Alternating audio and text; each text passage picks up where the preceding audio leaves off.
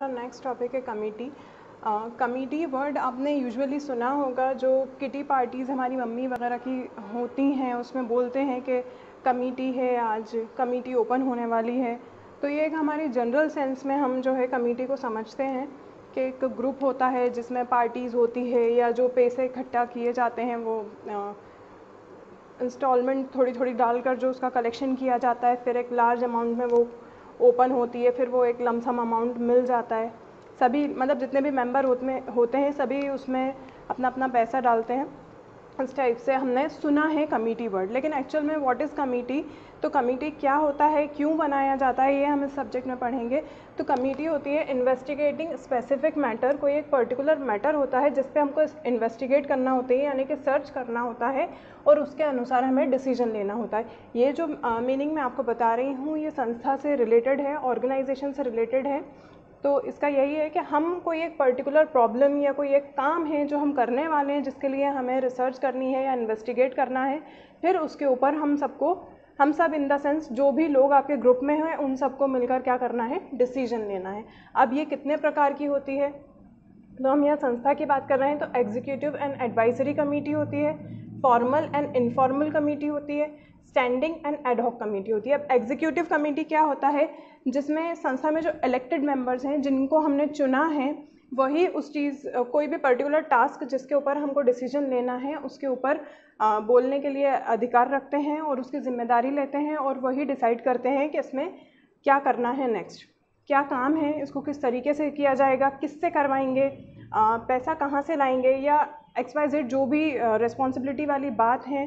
तो जो भी इसमें नया नया सिलेक्शन करना है या कुछ भी उसमें चीज़ ऐड करना है या कोई सा पहले का नियम घटाना है, तो वो सब एग्जीक्यूटिव जो कमेटी होती है इसमें मेंबर्स लेते हैं जिनको इलेक्ट किया गया है। इसके अलावा किसी को अथॉरिटी नहीं होती है डिसीजन लेने की। फिर नेक्स्ट होता है एडवाइजरी कमेटी। तो एडवाइजरी कमेटी क्या होता है कि इसमें जो भी टास्क हम करने वाले हैं उसके क्या करते हैं, एक्सपर्ट्स को गैदर करते हैं, इकट्ठा करते हैं, फिर वो उस पर्टिकुलर पॉइंट को लेकर क्या करते हैं, डिसीजन लेते हैं कि जो भी काम है उसको किस तरीके से किया जाएगा। अब हम अगर किसी संस्था में पैसे की बात करें तो वो फाइनेंस डिपार्टमेंट वाले ही उसका डिसीजन लेते हैं, या हम CA जो होते हैं उनको क्या करते हैं, बुलाते हैं उस चीज़ से रिलेटेड जो भी, या एट द एंड टर्नओवर की बात होती है या ऑडिट होता है तो उसके लिए हमें एक्सपर्ट्स को बुलाना पड़ता है। ठीक है, तो उसमें वो अपनी अपनी क्या बोलते हैं, राय उसमें रखते हैं। अब हमें मार्केटिंग डिपार्टमेंट की बात करना है तो जो हमारे मार्केटिंग एग्जीक्यूटिव्स हैं, जो एक्सपर्ट हैं मार्केटिंग में, हम उन लोगों को गैदर करके डिसीजन लेंगे। और भी कोई से एडवर्टीजमेंट से रिलेटेड कोई हमको नई कुछ लाना है या नया लोगों को अवेयर करवाना है तो उससे रिलेटेड क्या होता है, हम ऐसे ही नहीं कि हमारे ही मन से अकेले ही जाके सब डिसाइड कर लेंगे। हमारी संस्था में जितने भी एक्सपर्ट्स होते हैं एडवर्टाइजिंग से रिलेटेड, प्रमोशन से रिलेटेड, हम उनको गैदर करते हैं और उन जो भी वो लोग बोलते हैं उनकी बात भी समझते हैं, सुनते हैं, और जो भी बातें सबको सही लगती हैं सब एक साथ उस चीज़ के ऊपर क्या करते हैं, डिसीजन लेते हैं। फिर होता है फॉर्मल एंड इनफॉर्मल कमेटी। तो फॉर्मल कमेटी की जो हम बात कर रहे हैं वो संस्था की बात कर रहे हैं, चाहे वो एजुकेशन डिपार्टमेंट हो, कमर्शियल डिपार्टमेंट हो या कोई भी दूसरी संस्था हो, बैंक हो। तो वहाँ पर जो भी कमिटीज़ किसी भी टास्क को करने के लिए बिठाई जाती हैं वो होती है फॉर्मल। और जो हमारी कॉलोनीज़ में होती हैं, जो हमारी मम्मी करते हैं या पापा वगैरह, जो हमारी सोसाइटी में होती है, वो इनफॉर्मल कहलाती है। ठीक है, इनफॉर्मल एक फ्रेंड्स ग्रुप में हो सकती है, लेकिन फॉर्मल की अगर हम बात करें तो भले ही हम एक संस्था में दो लोग बहुत अच्छे दोस्त हैं, लेकिन हम वहाँ पर जब कमिटीज़ से रिलेटेड बात करेंगे तो हम एक फॉर्मल तरीके से करेंगे, फॉर्मल तरीके से हमारे डिसीजंस लेंगे और वही हम इम्प्लीमेंट करेंगे। फिर नेक्स्ट होता है स्टैंडिंग एंड एडहॉक। तो स्टैंडिंग कमेटी क्या होती है, ये परमानेंट होती है।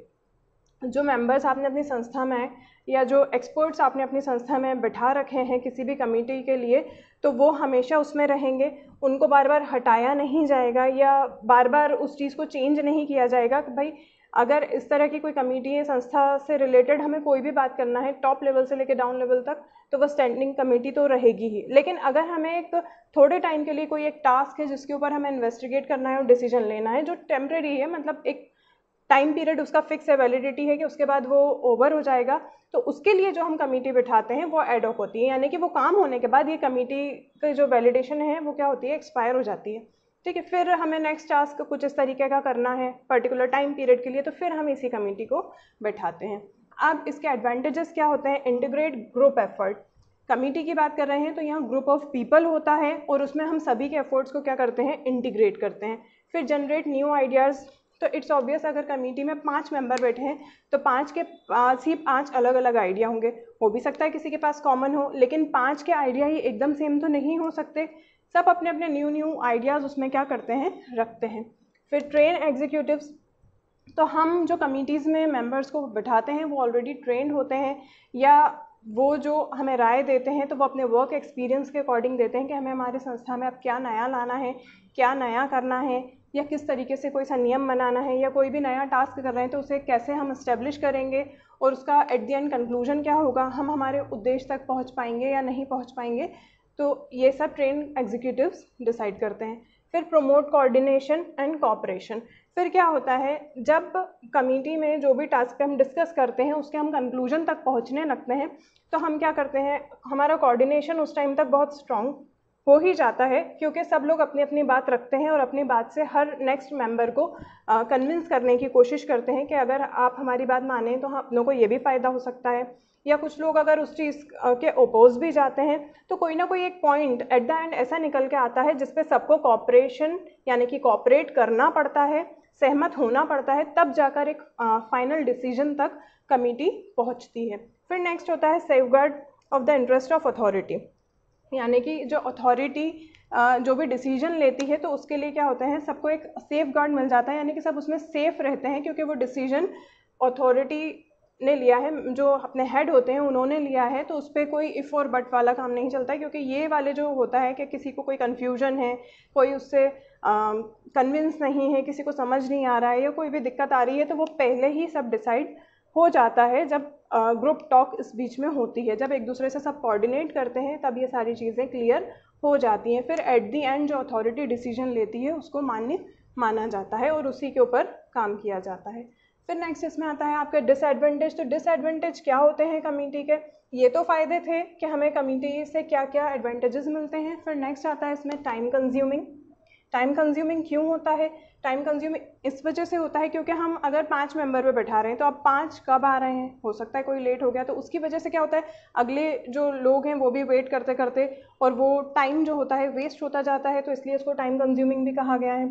और 5 लोग हैं, 5 लोगों के 5 डिसीजन हैं और 5 ही, कभी मान लीजिए बाई चांस ऐसा हुआ है कि सहमत नहीं हो रहे हैं एक दूसरे के पॉइंट ऑफ व्यू से, तो भी टाइम लग रहा है। फिर कॉस्टली होता है। अब जब ऑर्गेनाइजेशन में एक फॉर्मल तरीके से हम ये काम करेंगे तो वो कॉस्टली इसलिए होगा क्योंकि फिर सभी के लिए हो भी सकता है पेपर वर्क ज़्यादा हो रहा हो भी सकता है कि उसमें फिर नाश्ता पानी, कोई लेट आ रहा है, किसी को बुलवाना है, किसी के लिए हमारे ट्रैवलिंग एक्सपेंसेस हमको देने पड़ रहे हैं या XYZ जो भी है, उसके लिए जितने भी रिसोर्सेज हमें अवेलेबल कराने पड़ते हैं तो वो कॉस्टली भी होता है। फिर डिले, एक के पीछे एक लेट हो रहे हैं। मैंने सपोज़ मैं किसी कमेटी की मेंबर हूँ, मैं किसी वजह से लेट हो रही हूँ, मैंने मेरे साथ वालों से कहा है कि अपन साथ में चलेंगे, तो मेरी वजह से वो भी लेट हो रहे हैं। अब वो लेट हो रहे हैं तो कमेटी जो है वो वेट कर करके, मतलब जो भी हम चाहते हैं वो बहुत डिले होता जा रहा है। फिर नेक्स्ट होता है अनडिज़ायर्ड कॉम्प्रोमाइज़ेस। मेरा पॉइंट ऑफ व्यू क्या था, नेक्स्ट जो 4 हैं उनका पॉइंट ऑफ व्यू क्या है, तो जो रिस्पॉन्सिबिलिटीज़ डेलीगेट की जा रही हैं वहाँ हो सकता है मैं उससे सहमत नहीं हूँ या नेक्स्ट उससे कोई सहमत नहीं है, तो अनडिज़ायर्ड कॉम्प्रोमाइज़ यानी कि समझौता हमें करना पड़ रहा है उस काम के लिए, ना चाहते हुए भी। जब हमारी जिम्मेदारी है या तो हम वो नहीं ले पा रहे हैं या हमें जो रिस्पॉन्सिबिलिटी दी गई है हम वो नहीं करना चाहते हूँ, तो ये भी डिपेंड करता है। फिर नेक्स्ट इसमें आता है डिवाइडेड रिस्पॉन्सिबिलिटी। जो जिम्मेदारियाँ होती हैं वो लोगों में बांट दी जाती हैं, डेलीगेट कर दी जाती हैं। तो ये जो डेलीगेशन होता है उसमें क्या होता है, जो 5 पीपल है, 5 पीपल के बीच में अगर इसको डिवाइड किया गया है तो एक के पास वो रिस्पॉन्सिबिलिटी रहती नहीं है, 5 के पास हो जाती है। तो फिर क्या, कुछ लोग इससे सहमत नहीं होते हैं, कुछ लोग को ऐसा लगता है कि हमारे हाथ से काम लेके दूसरों को दे दिया है, तो ये क्या होते हैं, कॉन्फ्लिक्ट से डिस्प्यूट्स का जनरेशन यहाँ से होता है। तो ये कई बार जो होते हैं ये डिसएडवांटेज इस तरीके से इसके होते हैं। फिर इसी यूनिट में आपका नेक्स्ट टॉपिक है सेमिनार। सेमिनार वर्ड हमने बहुत सुना है और स्पेशली जो बच्चे 12th क्लास में होते हैं उनके बहुत सेमिनार्स होते हैं, क्योंकि वो अपने जो फ्यूचर स्टडी या एजुकेशन को लेकर या वो क्या बनना चाहते हैं उसको लेकर बहुत कंफ्यूज होते हैं। मैं एक एग्जांपल दे रही हूँ आपको, ये ऑर्गेनाइजेशन में भी होते हैं। जब वो किसी चीज़ को लेकर कंफ्यूज होते हैं या उनको उस चीज़ के बारे में नॉलेज नहीं होती है, तो उनको नॉलेज देने के लिए क्या किया जाता है, एक्सपर्ट्स को वहाँ बैठाया जाता है, ताकि वो उस पर्टिकुलर टॉपिक को लेके उनके जो भी डाउट्स वगैरह होते हैं वो क्लियर करते हैं, उनको नॉलेज देते हैं किसी नई चीज़ के बारे में। तो ये एजुकेशन का ही एग्जांपल लेके हम इसको आगे समझते हैं। गैदरिंग ऑफ एक्सपर्ट्स, जब आपके स्कूल्स में सेमिनार्स होते हैं या आप किसी एक अलग एजुकेशन सेमिनार में जाते हैं तो वहाँ पर जो आपको स्पीच दे रहे होते हैं वो एक्सपर्ट्स होते हैं, मतलब जिनको उसमें पहले ही जानकारी होती है, उन्होंने अपनी लाइफ में कुछ अचीव किया हुआ होता है, जिनको एक्सपीरियंस होता है, तो वो लोग इकट्ठा होते हैं और वो लोग आपको उस चीज़ के बारे में क्या करते हैं, नॉलेज देते हैं। स्मॉल जीडी यानी कि एक छोटा स्मॉल ग्रुप का डिस्कशन होता है। तो स्मॉल जीडी में क्या होता है, आप अपने पॉइंट्स रखते हैं, वो अपने पॉइंट्स रखते हैं, वो आपके जो भी डाउट्स होते हैं उसको क्लियर करते चलते हैं। क्या आपको ऐसा लगता है कि अगर हम ऐसा करेंगे तो ऐसा हो जाएगा, ऐसा करेंगे तो ऐसा हो जाएगा, तो वो उस पॉइंट्स को क्लियर करते जाते हैं। फिर नेक्स्ट आता है through written and oral report.